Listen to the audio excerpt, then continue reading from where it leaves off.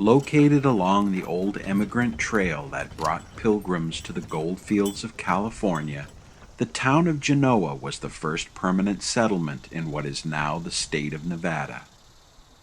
It was founded by Mormon pioneers in 1851 as a trading post, but as more people passed through the area, many decided to stay, and Genoa began to thrive.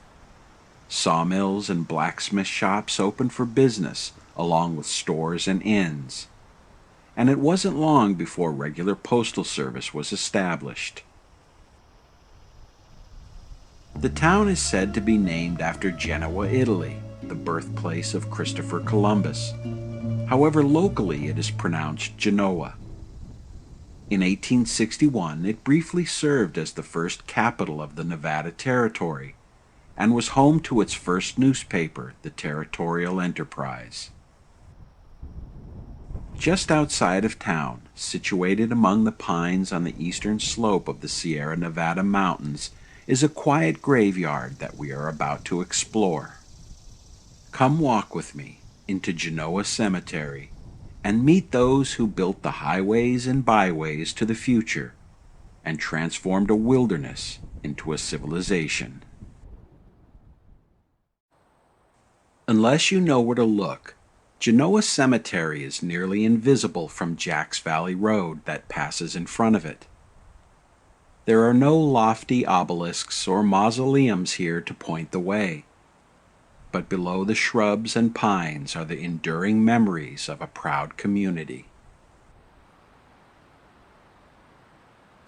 Caddy Roland Smith was the only child of the editor of the Genoa Courier newspaper, and was said to be a boy of unusual intellect. On a hot summer's afternoon, he and 5 other boys were swimming near a dam in the Carson River when tragedy struck. The heartbreaking loss was deeply felt throughout the tight-knit community. Caddy's Woodman of the World tree stone features a carefully placed straw hat and a pair of shoes, left as if waiting for their owner to finish swimming and reclaim them.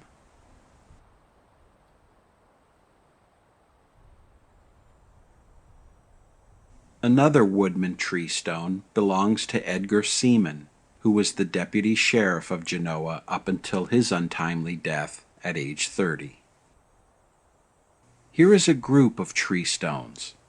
The severed trunks dramatically symbolize a life cut short, and the ivy represents immortality.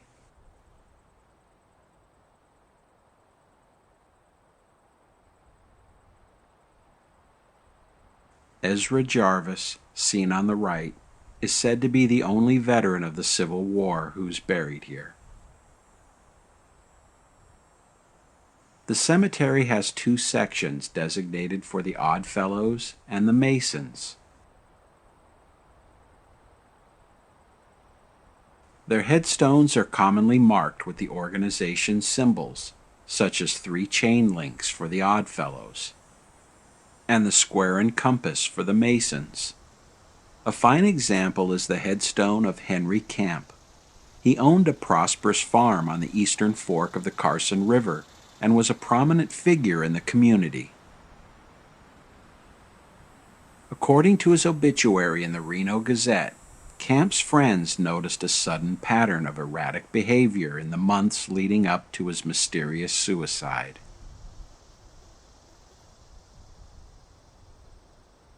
The first recorded burial was Louis Scoza in 1866. The headstone we see today is only a memorial. The exact location of his grave is unknown. Many of the original markers were fashioned from whatever was at hand. It might have been a scrap of lumber, a boulder, or a pile of rocks. As a result, a lot of Genoa's original wooden markers or fences didn't survive. Chances are, if you find anything in the cemetery made of wood, like this fence around the grave of Adam Lance, it was put here sometime in the last 80 years. The reason is that sometime in the 1930s, a WPA work project came through to clear the cemetery of dry brush. In doing so, they also gathered most of the wooden markers and burned them with the weeds. Before anyone in town knew what was happening, it was too late. Finely carved headstones didn't appear until the 1870s, when stonecutters set up shop in nearby Reno and Carson City. That is also the time that elaborate cast-iron grave enclosures were in vogue. A fine example of this work is the grave of Friedrich Fritsch. The enclosure as well as the headstone feature weeping willow trees, a common Victorian symbol of mourning. More examples of stonecutter art can be seen in Jacine Frevert's headstone. Right beside it is the stone for Wilhelmina and Friedrich Frevert. And again, we see the weeping willow tree. And here is the Masonic headstone of Rufus Adams, which brings us to the plot of the first family of Genoa.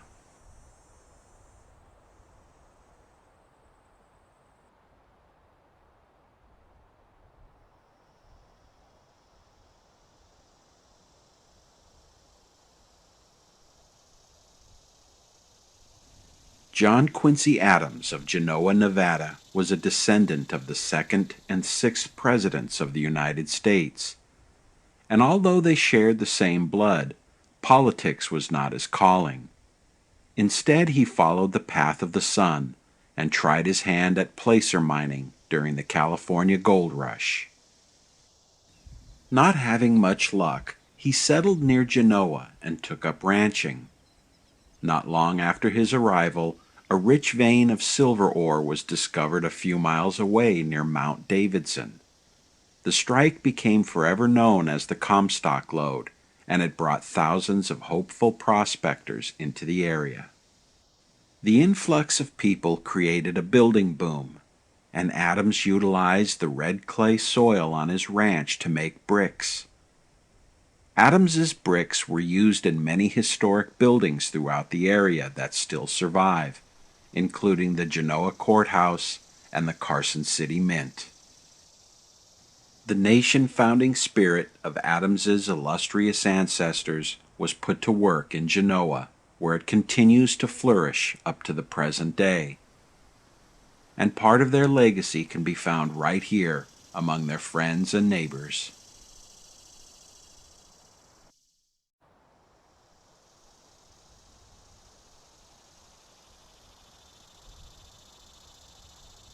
In this plot is Judge Daniel Webster Virgin and his wife Mary. They were early pioneers of the Carson Valley. Daniel was elected district attorney of Douglas County in 1870 and held that office for the next 3 decades. Judge Virgin was part of the movement that steered the Nevada Territory toward statehood in 1864. Before law and order was established, the mining districts attracted all sorts of villainy. Robberies, assault, arson, and murder were common occurrences, and its citizens were forced to either submit or to take justice into their own hands. Such is the story of Henry Van Sickle, who owned a way station where Pony Express riders changed horses. In the early 1860s, the Carson Valley was terrorized by Sam Brown, a criminal of the lowest order, who, in the manner of all cowards, preyed upon the timid and weak.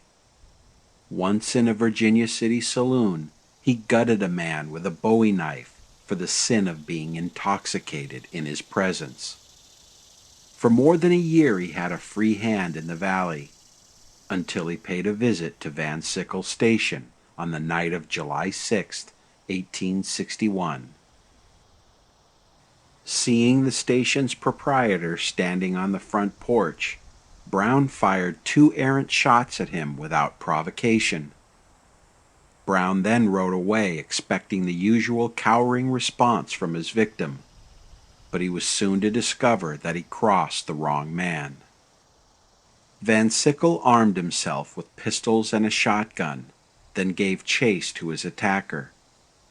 The pursuit lasted until early the next morning when Van Sickle cornered Brown at a safe house and ended his reign of terror with both barrels of a shotgun.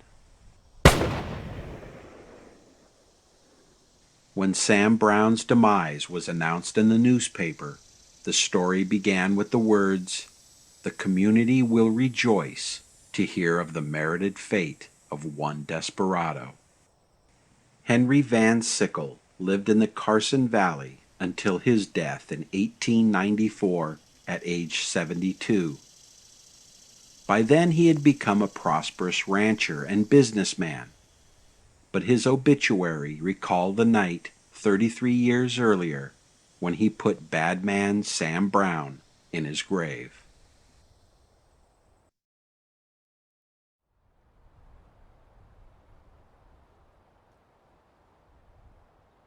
In my explorations, I have seen headstone epitaphs describe how its owner met their end. In the case of young John McKoy in Anaheim Cemetery, it came as the result of a terrible farm accident. And here is Frederick Breed in LA's Evergreen Cemetery. He was killed in a rail disaster. But this is the first time I have ever seen or heard of someone's headstone being the cause of their death, and it belongs to Bill Zern. He was part owner in the Schultz-Zern gold mine, located in the Pine Nut Mountains east of Genoa. The story goes that on June 6, 1896, Bill was using a pickaxe to loosen an overhanging boulder near the entrance of the mine when it unexpectedly broke loose. A helper named Portuguese Frank rushed to his aid, but it was too late. The quartz boulder, weighing 1 ton, fell on Bill, crushing his legs and chest. Portuguese Frank reached him in time to see him take his last few breaths. Bill Zern was 50 years of age when his body was laid to rest in Genoa Cemetery. His headstone was cut from the same piece of quartz that killed him. No care was taken to make it look pretty. You can still see the jack marks made when the stone was cut.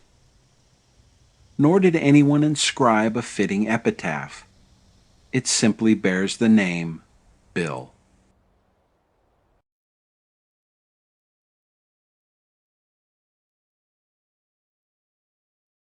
The deep divisions caused by the American Civil War did not only affect those living in the East, but spread like wildfire across an entire continent. The journals of the American West are filled with accounts of neighbor fighting neighbor over the causes of the war. An example of this can be found in the story of Thomas Audrain, a Missourian who moved west after the discovery of gold. In 1860, he built a way station south of Lake Tahoe at Echo Summit.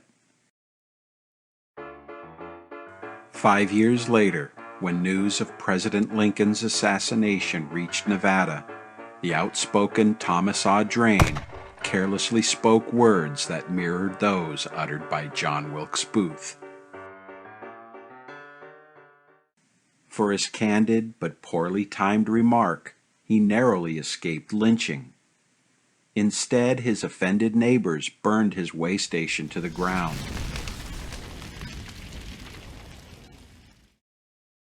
Despite the differences with his neighbors, he lived in the area until his death in 1886. Lake Audrain near Tahoe was named in his memory.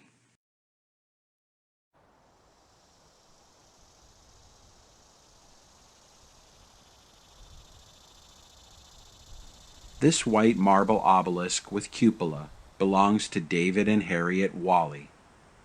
In 1862, they advertised the area's natural mineral hot springs to ease sore muscles and to cure ailments such as arthritis and rheumatism. They built a 40-room hotel and spa that included every modern amenity available at the time, including a first-class restaurant. Soon it became a draw for such illustrious guests as Mark Twain and Presidents Ulysses S. Grant and Theodore Roosevelt. In 1934, bank robber George Babyface Nelson used Wally's hot springs as a hideaway for several weeks before moving on to Chicago, where he was killed in a gun battle with FBI agents.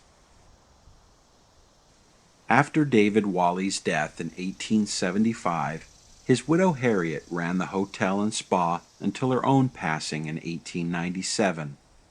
And today, over 150 years after it opened, Wally's still receives guests and is an enduring testament to the vision of its founders who rest nearby.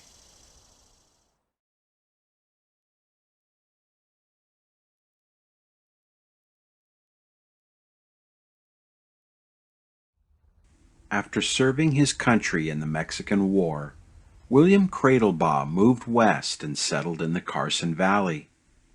In 1861, he built the Cradlebaugh Bridge over the Carson River, shortening the distance from Carson City to the mining districts in Esmeralda County to the south. Cradlebaugh also constructed a water wheel along the river that inspired an innovative young man named George Ferris. Years later, he adapted the design, although on a mammoth scale, for his invention of a 264-foot-tall observation wheel that debuted at the World's Columbian Exposition held in Chicago in 1893. This rare film footage, taken by the Lumiere brothers in 1896, shows George Ferris's wheel in operation. To this day, Ferris wheels remain a popular form of amusement that owe a small part of their existence to William Cradlebaugh's water wheel on the Carson River.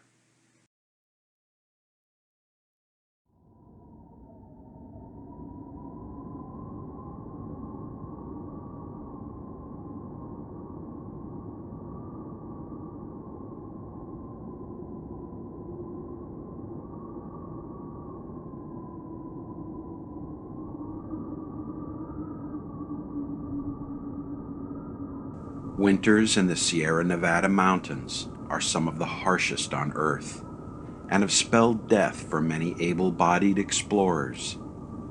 No story better illustrates this than the tragedy of the Donner Party. They were a band of 90 pioneers on their way to California, and after many setbacks and delays, they went into the mountains in November 1846 and became snowbound in the worst winter on record. By the time the last of the survivors left the Sierras, 5 months later, 41 of their number had perished due to starvation, sickness, and exposure. Some had resorted to cannibalism in order to stay alive. Years later, this photo was taken where the Donner Party made camp. The trunks of trees they cut down for firewood graphically illustrate the snow level that terrible winter. In those early days of westward migration, winter turned the Sierras into an impassable barrier, effectively shutting down all transit in and out of California for months. But somehow this forbidding alpine land was mastered by a lone hero, whose job was to deliver the mail. In 1855, the postmaster of Placerville, California, ran an advertisement in the Sacramento Union newspaper looking for expressmen to carry the mail to the isolated community of Genoa that was 90 miles away over the Sierra Mountains. Deliveries had to be made during the winter, and the carrier would have to brave the same weather conditions suffered by the Donner Party. Not many answered the call, but one who did was a 6-foot-tall Norwegian immigrant named John Thompson. He arrived in Placerville on January 3, 1856, equipped with homemade long skis carved from oak that were of the type he used in Norway. To protect himself against the elements, he wore a thick woolen shirt and a wide-brimmed hat. For food, he brought dried meats and crackers, and that was about it. When filled, his mail sack weighed as much as 100 pounds, so things like a blanket or firearm were not carried because of the extra weight. As he started out over the mountains with his strange snowshoes, people placed bets on whether he'd turn back early or if they'd ever again see him alive. To the astonishment of all, Thompson returned to Placerville 5 days later, carrying correspondence and news from Genoa. He just accomplished what no one else could and came through it unscathed. And he continued to do so at least twice a month for the next 20 winters. He had an uncanny sense of direction, kept by observing the rocks and trees. At night he navigated by moonlight and used the stars to guide him towards his destination. You can't get lost, he said, if you keep your wits about you. His trips over the mountains were fraught with dangers, not only from the weather but from Indians and wild animals. He claimed to have been frightened on only one occasion when he came upon a pack of timber wolves feasting on a deer carcass. As he raced by at great speed, the wolves sat on their haunches and watched him pass before returning to their meal.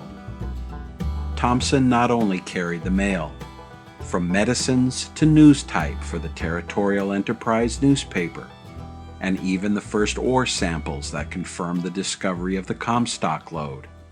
If it fit into his rucksack, he carried it. He is also credited for saving the lives of stranded travelers. Most famously on Christmas Eve, 1856, he came upon the cabin of James Sisson, who was trapped inside by the weather. For 12 days he subsisted on raw flour, and when found, his feet were frozen in their boots. Thompson raced down to the Carson Valley and returned with a rescue party. And when it was determined that the unfortunate man's feet would have to be amputated, Thompson traveled back across the mountains to procure the needed chloroform. Forever after, he was called Snowshoe Thompson for the skis he wore. And on both sides of the Sierra Mountains, legends grew about him that were worthy of his Viking forefathers. But astonishingly, during all the years he carried the mail, he hadn't thought to ask for a contract, and so was never paid by the Postal Service. Despite the absence of compensation, the thought of quitting never crossed his mind. With the completion of the first transcontinental railroad in 1869, the mail was conveyed by train. But during the fiercest storms, when the iron horse couldn't make it through the Sierras, Snowshoe Thompson was there and saw to it that the mail was delivered.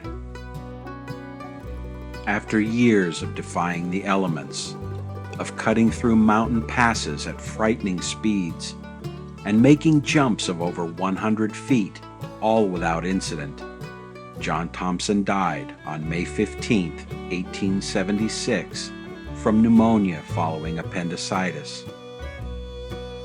His eulogy at the Genoa courthouse was concluded with the following remarks. He was possessed of Herculean strength, with nerves of steel and an iron will, but with a heart susceptible of the kindest feelings. The bravest hearts, they said, are often the tenderest. Thompson's widow, Agnes, had the snowy white headstone placed over his grave, and carved upon it are the snowshoes that bridged the wintry gap that otherwise would have isolated an entire community from the world.